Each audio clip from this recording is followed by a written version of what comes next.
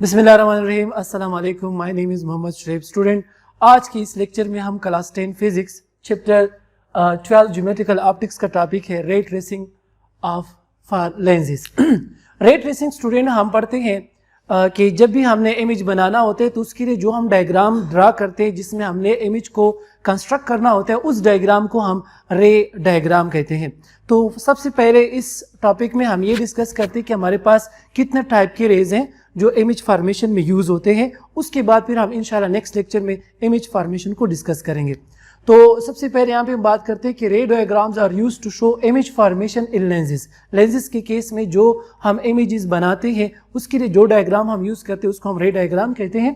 For the construction of images in lenses the following rays are use. जो हमारे पास raise use होते हैं image formation के लिए वो यहाँ पे हम डिस्कस करते हैं।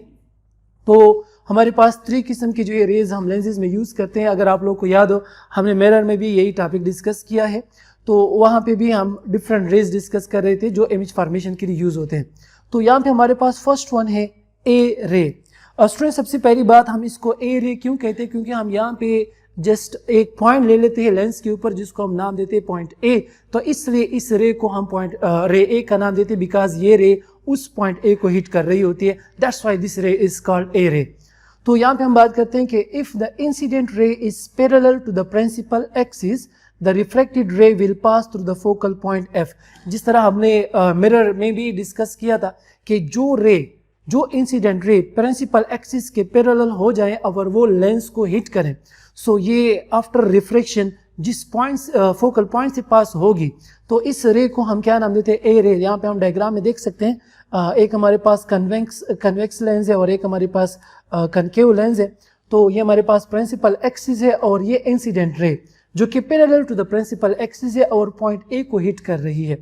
सो जब ये parallel to the principal axis होगी तो आफ्टर रिफ्लेक्शन ये फोकल पॉइंट से पास होगी, तो इस रे को हम रे ए कहते हैं। Similarly in case of concave lens, यहाँ पे हमारे पास इंसिडेंट रे आ रही है, ये कनकेव लेंस को हिट कर रही है। चूंकि हमें पता है कि कनकेव लेंस डाइवर्जिंग लेंस है तो ये रे को जो है वो डाइवर्ज कर लेती है। तो रिफ्लेक्शन के बाद ये डाइवर्ज हो जाती है तो हम क्या कहते हैं कि इस रे को हम बिहाइंड या बैक साइड पे या फ्रंट के ऊपर जो है हम यहाँ पे क्या कर लेते हैं, इसको एक्सटेंड कर लेते हैं। तो जब हम एक्सटेंड करते हैं तो अगेन ये उसी फोकल पॉइंट के ऊपर जो है पास हो जाती है या फोकल पॉइंट को हिट कर लेती है। तो इस रे को हम क्या नाम देते हैं, ए रे। नेक्स्ट हमारे पास है वो है एफ रे। नाम ही से जाहिर है एफ रे का मतलब है वो रे, वो इंसिडेंट रे जो फोकल पॉइंट से पास होती है उसको हम एफ रे का नाम देते हैं।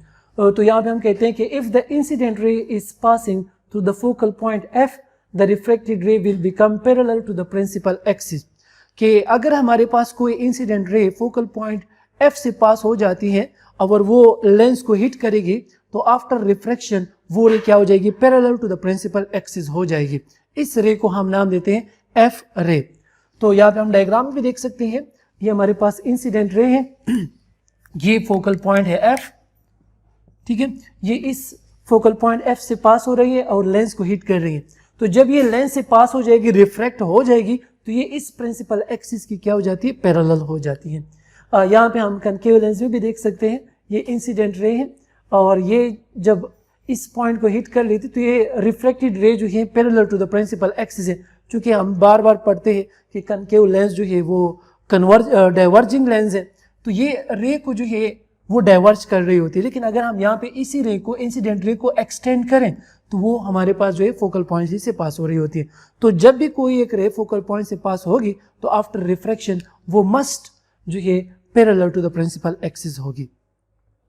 Number third one is O ray. If the incident ray is passing through the optical centre O. चूंकि अब अगर आपको याद हो हमने लेंसेज के लेक्चर में इसको डिस्कस भी किया था कि हमारे पास ओ जो है वो हम ऑप्टिकल सेंटर को रिप्रेजेंट करने के लिए यूज करते हैं। तो जब भी हमारे पास कोई एक रे ऑप्टिकल सेंटर से पास हो जाएगी, so off the lens it suffer no change in direction and move straight undeflected.